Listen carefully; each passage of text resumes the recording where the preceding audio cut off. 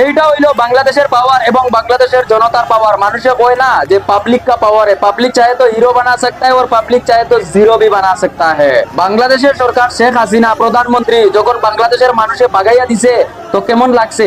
আমি হইলাম কি একজন ইন্ডিয়ার লোক, কিন্তু বাংলাদেশের এই সব অবস্থা দেখে হয়তো কেউর খারাপ লাগছে, কেউর ভালো লাগছে, কিন্তু বাংলাদেশের হাসিনা যেটাই করুক না কেন রং করছে, পাবলিকের ডিমান্ড পুরা করতে পারছে না।